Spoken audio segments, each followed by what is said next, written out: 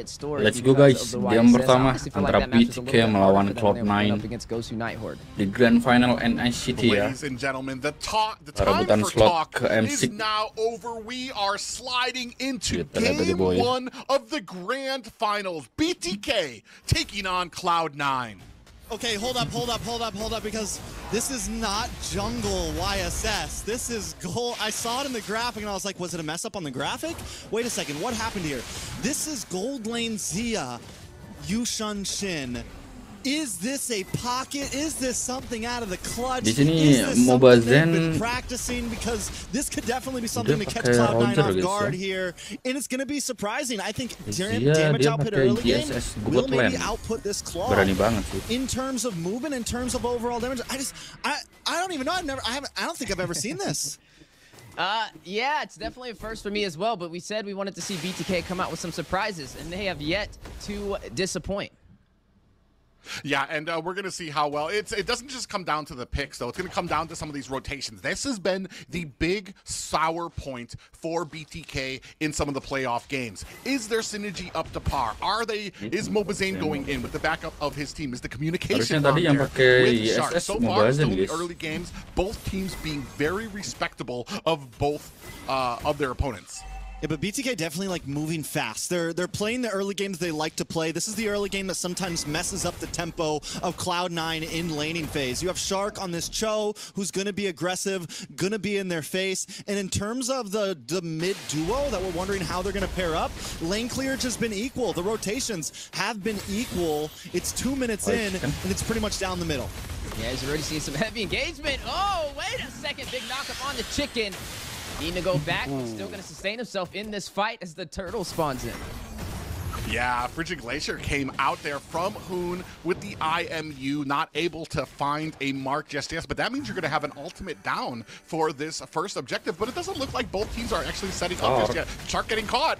Yeah, Demonic Force dropping down, trying to put him on the slam dunk cam, but the G-Kundo, the footwork, a little too fast for Nats to be able to catch up to him. But right now, a stalemate for the turtle. Neither side will engage.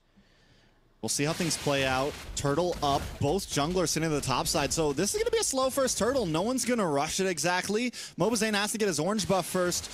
But I'm wondering, like, do we think that BTK's got this one here? They do have some zone control, but a little bit of a knock-up. Ooh, the way the dragon for the stun. Mobazane securing the kill. An amazing alley-oop from Shark. First blood for BTK. But do you see CLOUD9 with a response? The Demonic Glacier as well. Marcuti will find Mobazane, both sides, able to secure a kill. Glorious pathway through the mid-river as well. Look at Nats, he's going all in. Now a 1v3 at that tier 3 turret. That is just an amazing job by CLOUD9. They do get caught, best player does go down, but they're always able to reply in kind with something. Here, Shark in a little bit of trouble as we start on this turtle. Yeah, Shark's keeping pace well, man. Ever since we saw him start picking up the Cho earlier in the playoffs, I've liked it on him. It fits his playstyle. He's able to make plays happen.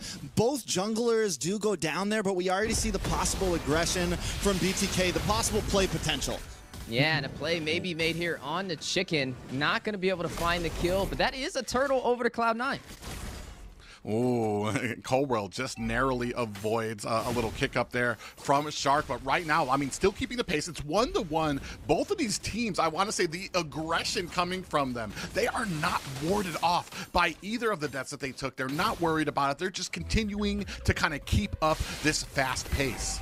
Keep our eyes on Nats, though, right? He's being super proactive right now. He's consistently rotating up to the mid, getting back down to EXP to clear his wave. Even now, watch him on the minimap, rotating up to the mid, might even hang out a bit longer. Chicken, though, kind of onto it. It seems like both teams want to make a big fight happen for this next turtle. Yeah, but it's no secret, right? BTK, we know they're a team that kind of thrives on being able to take these turtles. Usually when they are not able to get these objectives, their success rate drastically drops. So hopefully for the second turtle, they can find a way in, especially with Zane running on this Roger and how he's easily able to overpressure teams with the Lycan Pounce.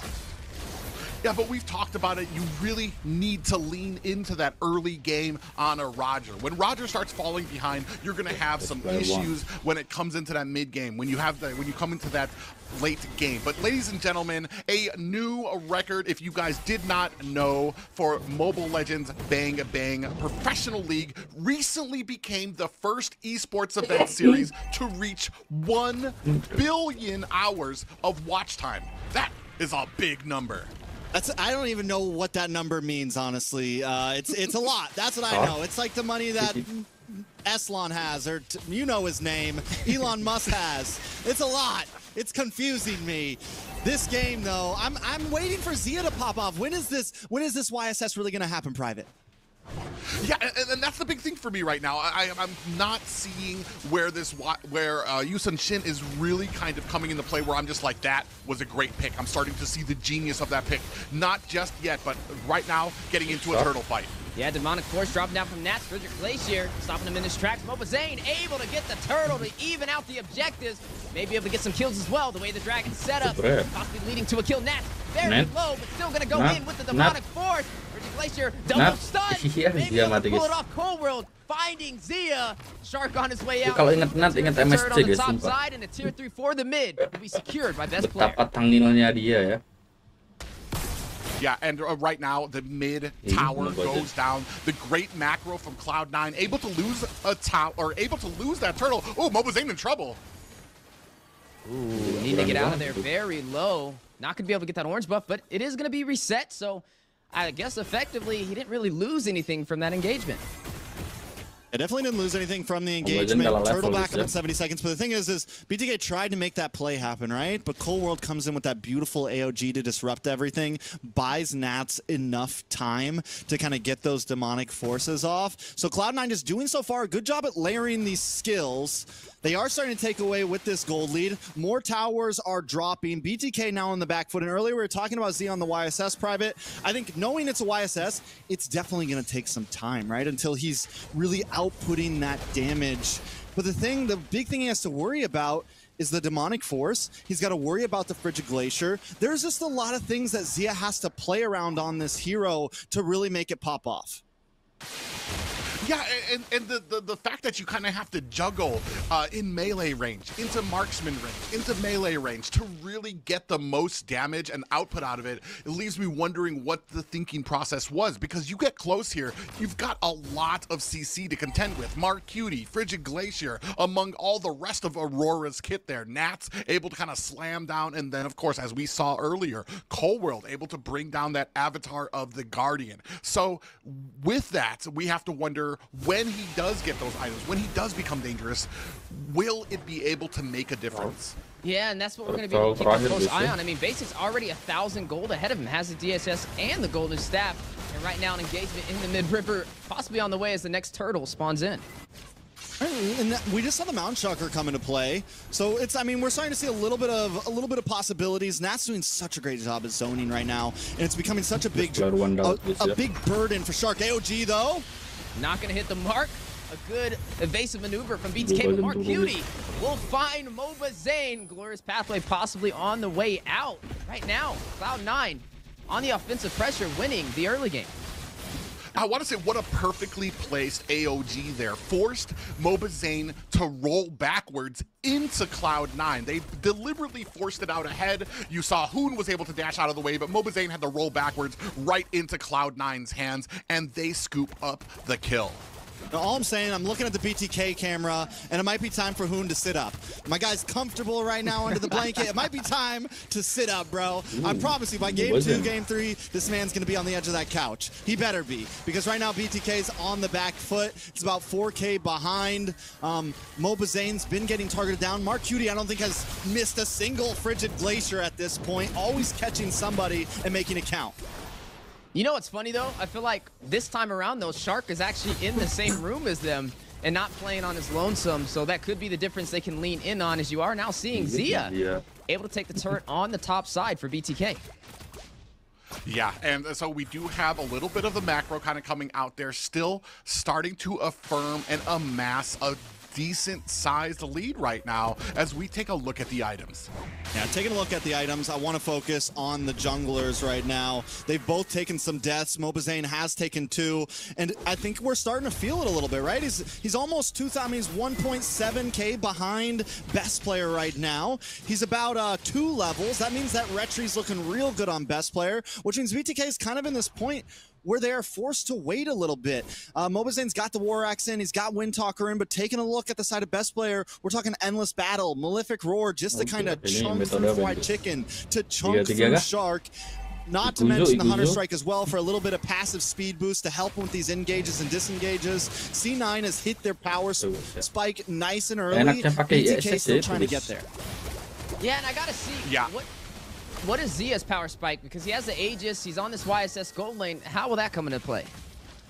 Yeah, and I want to say, man, it just takes a genius beyond me right now, because when I look at the YSS, I'm thinking you need to get fed fast. That's how a lot of those jungle-ish marksmen are, like Granger too as well. You want to get fed fast, you want to be able to kind of use that lead to the biggest possibility. Here, you're kind of slow playing it on the YSS. As we see now, BTK starting to focus on this Lord. I mean, Zia, right, I think he went a little greedy maybe with the first time. He goes for BOD, right? Which I'm not saying it's the wrong pick, but it's going to take this time to get a second and third item even more. You do want to start getting those crits. You want to try to capitalize on that passive and get in and out. And I'm not saying the YSS is unfathomable, because it's not like he's doing bad on it. He's 0-1 and 0. But, yeah, it's going to be a while until that damage really starts to get there. We're talking 13, 14, maybe even 15 minutes for the side of BTK. And Mountain Shocker is going to drop down. Both sides fight it out for this Lord. Best player. Retribution secures it for Cloud9. Frigid Glacier for the stun. Glorious Pathway in the heart of the battle. Best player taking down Fried Chicken. Basic taking down Shark. 2 members falling for BTK. Avatar the Guardian trying to close the distance on to Zane. Progression with the like account. The punish takes down Mobazane. Best player finding Mobazane. A 3-to-1 trade and a Lord to Cloud9. Yeah, these Avatar of the Guardians have been hitting the mark. Now, and why I say that, they haven't been actually hitting the players, but they've been separating the players so that they can get those kills. They can get Mobazane spread out and away from his team. You want to talk about hitting players? Best player right now is hitting players, but a lot of damage. Down goes Marcuti. BMI, Blazing Duet in as well. Marcuti very low. Chicken trying to take him down. Zia will find Marcuti. Basic will find Chicken. A 1-for-1 trade. The map is bleeding blue. Cloud9 opening up the base for the Bloodthirsty Kings. A Lord on the bot side marching to the base crystal, but quickly bursted down by BTK.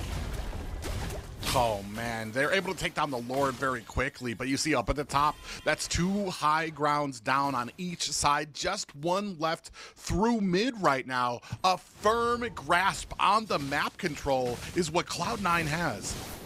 Yeah, I mean, 2 inhibitors down, and they're both on off lane, so it doesn't matter what side of the pits, the river that the Lord spawns up on, Cloud9 has an advantage. Back to the items, though. Zia did finally get the Endless Battle in. Looks like next could be a Malefic Roar for some penetration, but at this point, is it too late, right? Like, Cold War, I mean, best player is just bursting. And we're not even talking about late game potential with Basic. We're not even talking about Marcuti, who's been landing Frigid Glacier after Frigid Glacier, or the beautiful AOGs coming from Cold World right now. It just feels like everyone on Cloud9 is on their P's and Q's right now, making the right plays happen at the right time. BTK came into this game with, you know, kind of a cheesy draft, maybe trying something, and I'm still wondering when that's going to pay off. And you know what's interesting? It's not like they have the easiest composition to get to a backline marksman, but the AOGs from Cold World have been crucial to setting up those opportunities for Cloud9. Yeah, and I'm kind of waiting to, especially while they're on the back foot, it really kind of inhibits their ability to do a lot. Shark can't get in there, which is where you want to be with this Cho pick, to kind of get in there, isolate somebody out, and be able to burst him down. Right now, you're sitting at about a 5K gold loss, so that burst is not going to come without its penalties, because you're going to have Cloud9 closing in on you as well.